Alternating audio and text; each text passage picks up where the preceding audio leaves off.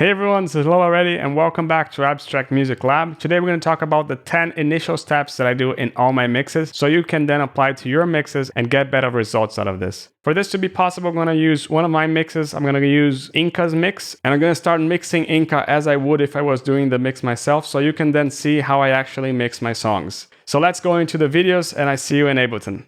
So we're in Inka's mix right now, and the first thing that I always do, this is already built in my mixing template, which is I always start my mixes with my mastering chain on. As you can see it over here, this is my mastering template, this is the song, and this is something that I start my mixes with always on. And the first thing that I do, since everything is already lined up to how I like my masters to sound like, I just have to make sure that the compressor is hitting 2 dB of compression. You can see more about my mastering chain here in this video up here. So let's dive in the mastering chain and let's put this mix in minus 2 dB of compression right now. So basically this is the input volume of the mastering chain. So I'm just gonna automate this volume knob over here, which is this plugin over here, which is just the input volume of the mastering chain. And as soon as this compressor is hitting minus 2 dB, this is when I'm going to stop pushing the level in the mastering chain. This is something that I always do, and it's just to make sure that I'm always listening to the same thing whenever I'm mixing and mastering my songs. So let's start and do this.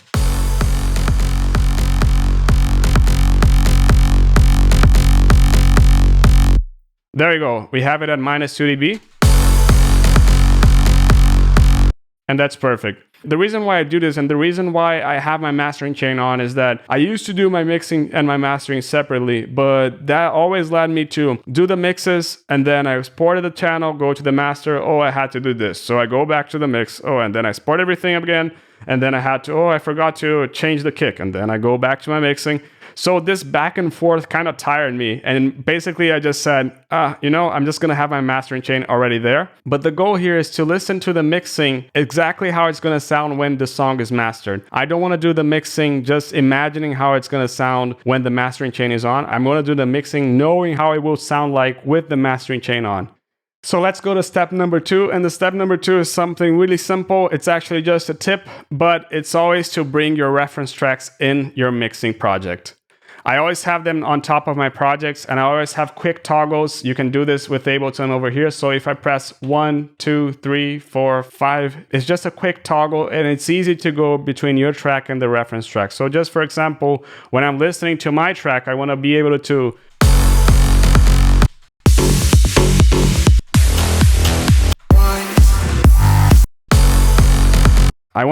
go my track against reference tracks, my track against reference tracks. And this is just something that I do to, 1, recalibrate my ears, and 2, to make sure that I'm going in the right track. You can also see in this video another reason why I use reference tracks, but for now this is step number 2 of my mixing project. Now let's go to step number 3. Step number 3 is actually when I start listening to my tracks and start listing everything that I feel that could change in my project. So step 3, it's actually when I start carefully listening to my track and listening, okay, this could change, the hi-hat, the bass. And I do a mixing checklist of everything that I should do. So when I start mixing my track, I have a quick outline of what I should do. And so should you be doing as well. The benefits of doing this, as I said, is just to have a quick guide based on your ears of what should you be doing. I'm going to the main pain points that I have to tackle, and then I go into the other areas of the mix. But for starters, the mixing checklist, it's what I'm going to do first in my mix. So let's listen to this mix, for example, and see what could we write in our mixing checklist.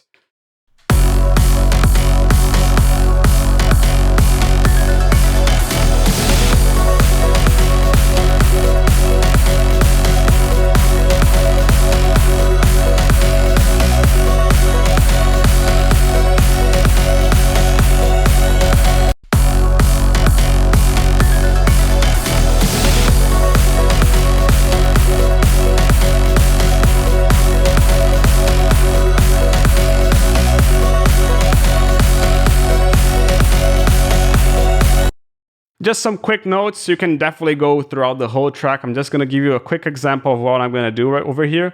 But basically, you can see that I already have 5 things that I can tackle directly. And now when I start my mix, these are the 5 things that I'm going to go right from the beginning. I'm going to tackle these first. And after tackling this is when I'm going to start doing some post-production in the mixing.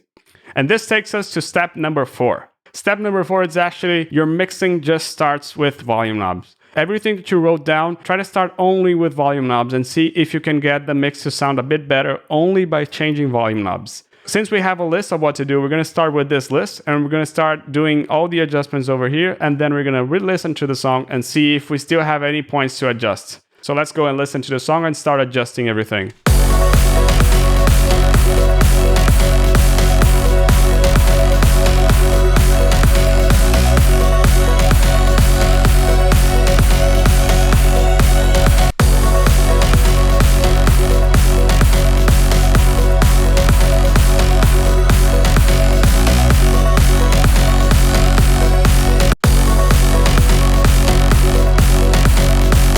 But again, I said to you that my sub was too loud. And this takes us to step number 5 and 6, that you're gonna need a spectrum analyzer, and 2, that everything that you're gonna do in your track is gonna be related to one anchor element. Why you're gonna need a spectrum analyzer? Well, as you've seen here in this video about mixing your kick and sub, the spectrum analyzer is really important to understand the relationship between the kick and the sub, and also to find the right spot for the kick and the sub. So we're going to anchor the kick right from the beginning by listening to our reference tracks and understanding at what level we want to leave our kicks. And then we're going to put our sub related to the kick. We're not going to say the kick is going to be at minus 15 dB and the sub is going to be at minus 17. No, the kick is going to be at minus 10 and we're going to anchor that point at minus 10 dB. And the sub is going to be 2 dB below the kick. The second octave is going to be 3 dB below the kick, but everything is related to the kick and not at a fixed position. Why? Because we want to keep this relationship intact. This is also the first thing that I always do in my mix, which is make sure that my kick and my sub are at the right level. And then after I do kick, sub, second octave, that's when I move to the rest of the song. But mixing the sub and the second octave just makes me sure that I'm going on the right track, I'm going in the right position with this mixing. So let's listen to the track and let's listen with the spectrum analyzer here in the mastering chain. And let's see how it sounds like. So first, this is how we have. The kick plays at minus 9 and the sub is playing at minus 5. That's why I said that the sub was too loud. I always like to leave my kicks and my subs at the same level, and that's something that I always do to my tracks. So these are personal to my tracks. You don't always have to do it this way. You can definitely find your relationship and apply these to your tracks. But in my case, kick equals sub. Once I anchor my kick in one level, I'm going to put my sub at the same level because kick equals sub. But first, let's listen to the reference tracks and see at what level are they playing at.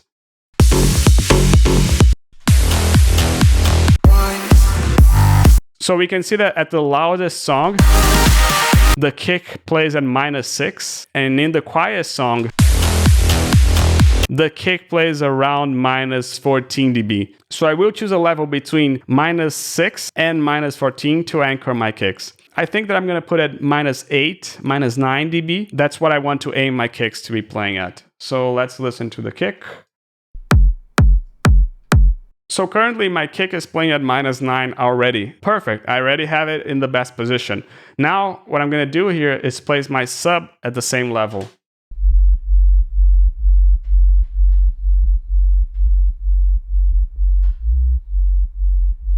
Kick, sub. You can see that now they're playing at the same level. I anchored my kick. And now with the spectrum, I put my sub at the same level. So kick equals sub. And that's the relationship that I like to use. If your DAW doesn't have a spectrum analyzer, you can always use Voxengo's pen, which is a free option and you can grab in the description below. Just make sure to put the box size here higher than 16,000 and the refresh rate the lowest possible, 40 milliseconds if possible, because this way it's going to be really dynamic. You're going to be able to see everything that's happening in that low end.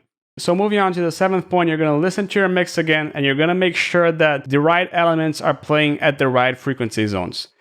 Let's say that your song could be split into 4 sections. We have low, low mids, mids, and highs. Band 1, band 2, band 3, and band 4. This is where the kick and the sub will be playing. This is where the low mids and the mid bass will be playing. These are the chords and vocals. And this is top lead, white noise, percussion. But that doesn't mean that you can't have some of the chords playing in the low mids. What this means is that the chords have to be mainly playing in band number 3. and the top lead has mainly to be playing in band number 4. These are the chords, for example. You can see that they play a little bit in band number 2, they play a little bit on band number 4, but when you put them with the leads, you can see that they do have some points of intersection, but the chords are mainly playing over here, the leads are mainly playing over there. You don't have to cut your chords over here and do it up to there. Every element has to play in the right frequency zone. And this may cause you the question of, I don't know which element should be playing in this frequency zone. So what we're gonna do is pick an EQ and split your song in 4 sections, and then only listen to this section in your reference tracks and see what elements play over there. Having a mix where each element has its own place, it's going to make it a lot more clearer, and it's also going to make it a lot more cleaner. You're not going to have some rumbling frequencies that we all hate, right? But this takes us to point number 8. There's a rule that I absolutely hate, which says that everything below 130, 120, it doesn't matter. Everything below a certain frequency has to be mono. The concept is not wrong, but the way that it's being applied is wrong. Let's look into the example and I'll show you why it's wrong. So let's say you have this bass progression. It starts in A and then it plays E, C, and D. If you go to a frequency chart, that's something that I have on paper over here, but you see that C, D, and E play above 130 Hertz. So if you did a cut at 130 Hertz, basically you'd be doing something like this. You can see why this is wrong. Some of your notes are being monoed and some of the notes are not being mono. The concept of monoing everything below a certain frequency is not wrong, but it has to take into account your progression. And since you may be doing one song in D, one song in E, one song in F, this varies according to your bass progression. So what you have to always do is check your bass progression and see which one is the highest note. So in this example, the highest note is E, which roughly plays around 165 Hertz. So for this bass progression, you'd have to make everything below 170 Hertz mono and not 130. Something like this would look a lot better. And this is tip number 8, and let's go to tip number 9 right now. So step number 9 is you have to listen to everything in context. Don't use the solo button. You can use it sometimes, but avoid it at all costs because you have to listen to everything in context. For example, let's say you went in a mix and you said, I want to mix the mid bass over here. And then you pick an EQ, start tweaking it and everything, and it sounds full and amazing, a lot better than what it used to sound. But now when I listen to it in context, this is crowding the low end because there's already something playing in this region in other frequencies.